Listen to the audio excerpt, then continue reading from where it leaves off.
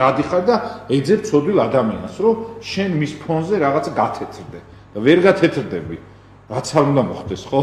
ყორანი გამოსცენ. ძალიან საინტერესო ადრე ჩამოვაყალიბეთ და აბსოლუტურად გეთანხმებით, იმიტომ რომ ხშირად აი მეც ყოფილი ვარ მომსწრე ასეთი შემთხვევის, რომ ადამიანი სხვა ადამიანზე საუბრობს მხოლოდ და მხოლოდ იმიტომ, რომ თავისი დაფაროს და სხვა ადამიანის უარყოფითად წარმოჩენით თვითონ გამოჩნდეს კარგი. ეს არის ყველაზე ცუდი ფორმა ალბათ, რომელიც შეიძლება ადამიანმა ამ ცხოვრებაში თვით დამკვიდრებისთვის აირჩიოს. მე მგონი აქაც ისევ იმ პრობლემასთან მივდივართ, რომელსაც ჰქვია ამპარტავნება, რომელსაც ჰქვია სიამაყე და როცა ადამიანი არასწორ ფორმას ირჩევს თვით დამკვიდრების. ხშირად აქვს ადამიანს ეს, რომ ყველა ადამიანს უნდა სამყაროში იყოს რეალიზირებული, ხო? ყველა ადამიანს უნდა თავის წრეში, საზოგადოებაში, გარემოცვაში, სივრცეში იყოს რეალიზებული და იწყებს თვით დამკვიდრებას.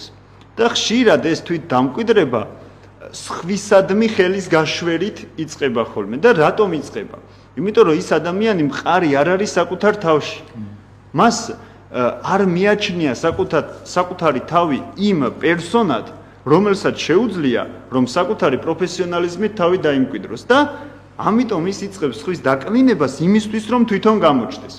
აი, ძალიან მარტივი რამ არის, ხო? როდესაც ადამიანს შუქი განათებს თვალებში და შუქს ჩააქრობ, ეს შუქი შენ ხელს აღარ გიშლის არაფერში. ხო? აი, დაახლოებით შეგვიძლია მსგავსი მაგალითი მოვიყვანოთ, რომ როდესაც ადამიანი ცდილობს თვით არა და შეგიძლია შენც აენთო და ერთად ანათებდეთ, ორი შუქი ენთოს, პირობითად ავიღოთ. როცა ადამიანი იწყებს რაღაცა სოციუმში საკუთარი თავის დამკვიდრებას, ხშირად მისი გზა ამ დამკვიდრებისა გადის სხვა ადამიანზე. რატომ? იმიტომ რომ ის ადამიანი უკვე ის მეორე უკვე დამკვიდრებულია, უკვე რაღაცას წარმოადგენს, უკვე თავის სიტყვა ეთქმის, ესე ვთქვათ, მის სიტყვას ძალიან ბევრი ადამიანი ისმენს, თავისი ფასი აქვს იმ სიტყვას და უცებ შენ აღმოჩნდი სამყაროში, სადაც ადამიანებს თავისი სიტყვა ეთქმით, თავისი ფასი აქვს, თავისი ადგილი აქვს და შენ რას იწყებ? არა შენი ადგილის დამკვიდრებას, შენი შინაგანი პიროვნებით. არამედ ცდილობ, რომ რომელიმეს ადგილი დაიგავო. და ამისთვის იწყებ იმ რომელიმეს ლანძღვას. დაკნინებას, ლანძღვას და 1000 რამეს. და დავსვათ მეორე კითხვა. განა ვიპოვით განა ვინმეს ნებისმიერ სფეროში ისეც, ვისაც შეცდომა და ცოდვა არ აქვს. ხშირად ვამბობ ხოლმე, ადამიანებს ეკლესია წმინდანთა კრებული გონიათ. აი, საკუთარ თავზე ვისაუბრებ, ხო? ეკლესია არ არის წმინდანთა კრებული. ეკლესია ცოდვილთა კრებული. თუ ვინმეს ამ ეკლესიაში თავი წმინდანი ჰგონია, ის უფრო მეტად ცოდვილია ვიდრე დანარჩენი. და რატო მოვყევი ეს მაგალითი? რატომ? რომ ჩვენ ვართ ეს ცოდვილთა კრებული, ხო? ეკლესია, მებრძოლი ეკლესია. და ეს ცოდვილთა კრებული თავად სიტყვაც ხო ამას გვეუბნება, რომ ჩვენ გვაქვს ჩვენი შეცდომები, ჩვენი მიდრეკილებები, ჩვენი ცოდვები, უამრავი რამ, ჩვენი ხასიათისეული თვისებები, ძალიან ბევრი. და ყველანი ერთად ვართ ქრისტეში და ვადიდებთ ქრისტეს და ვცდილობთ, რომ ეს სინანული გამოვხატოთ, რომელიც ამისგან გამოგვიხსნის. ანუ ეკლესიაში ადამიანი უნდა იყოს და არის, ჩემი აზრით, ის, ვინც არის რეალურად.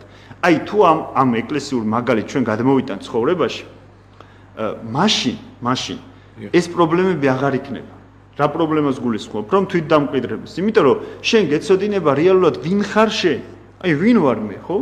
რა შემიძლია მე?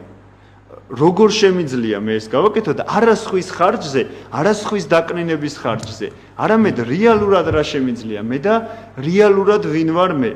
ჩემი ნაკვლევანებით, ჩემი ცოდვით, ჩემი შეცდომით, მაგრამ ჩემივე შესაძლებლობებით. და ამ დროს სხვას კი აღარ ანაცვლებ, შენ ადგილს იჭერ. შენ იმ სოციუმში შენ ადგილს იჭერ. შენი თვითყოფადობით, როგორიც ხარ და რანაირიც ხარ. და ამიტომ ვფიქრობ, რომ უბრალოდ ჩვენ თავს თვალები უნდა გავუსწოროთ. აი, თვალები გავუსწოროთ და უთხრათ ჩვენ თავს ის, რომ მე ვარ ესეთი. ცუდი, კარგი, რაღაც ბევრი შემიძლია, რაღაც არ შემიძლია, რაღაცას ვაშავებ, რაღაცას ვაკეთებ კიდეც, მაგრამ ასეთი ვარ. ხო, რასაც ვაკეთებ და რასაც ვაფუჭებ, ესეთ ჩემია, მთლიანად ჩემი ნაწილია. კი, უნდა იფიქროს ადამიანმა რასაკვირველი იმაზე, რასაც აფუჭებ, აშავებ და ცოდავ, როგორ გამოასწორო, მაგრამ ასეთი ვარ. და მე აი ამ ჩემი ასეთობით უნდა დავიმკვიდრო ნებისმიერ სივრცეში ჩემი ადგილი, იმიტომ რომ ესეთი ვარ.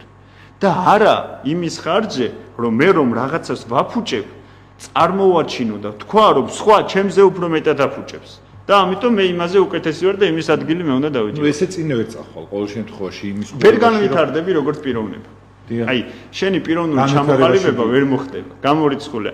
ახლა შეგვიძლია ასე გამუდმებით ყველა მერთმენეთისკენ ხელი ვიშვიროთ, რომ ჩვენ ვართ ის არის ცუდი, ეს არის ესეთი, ის ასეთი და რას მივიღებთ შედეგად?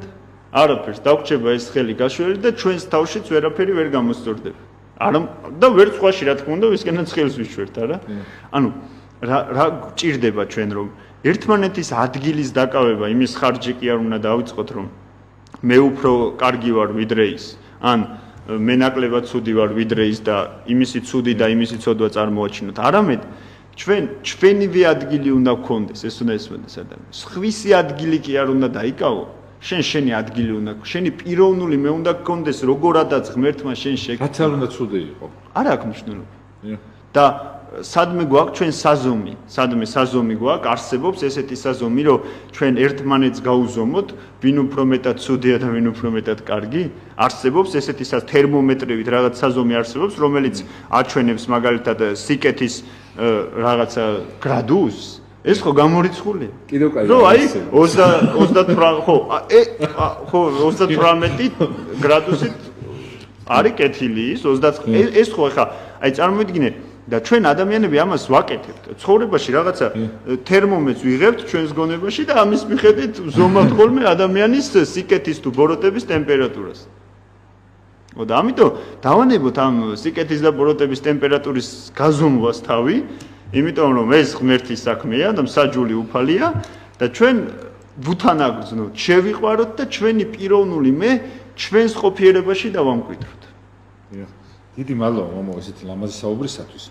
თუმცა ახალ ადამიანებს ეს ყველაფერი ძალიან ძნელად ეჩვენება და იული გზა არის სხვათა შორის მომო აი სავალად ის რომ სიტყვაზე ვიღაც შენზე ძლიერი რო არის უცდი რომ ის დაბერდება და მე პირველი ადგილი არც იქნება და შენ გამოჩნდები პირველ ადგილოსანი. ანუ აი ეს არ უნდათ რომ აი იჭიდაო რაღაცა რომ მიაღწიონ ვიღაცის მაგალითზე რაღაცა არც უნდათ რომ აი მაგალითად დღევანდელი ცხოვრება რას აკეთებს რომ ავტორიტეტებს კლავს რომ შენ მისაბაძი არ გყავდეს გაჯერებს რომ აი შენ მაგარი ხარ შენ რაღაცა და მე ამ დროს რომ რეალურად აღმოჩნდები ესეთი გასაჭირის წინაშე ხო სხვა გზა არ გაქვს და ის რომ გააკეთო მე სხვას აკნინებს ხვის იმაზე რა ქვია ხარზე გადადიხარ და ასე შემდეგ და ეგ არის ყველაზე ძირითადი პრობლემა რაც გვატყუებს ბოროტ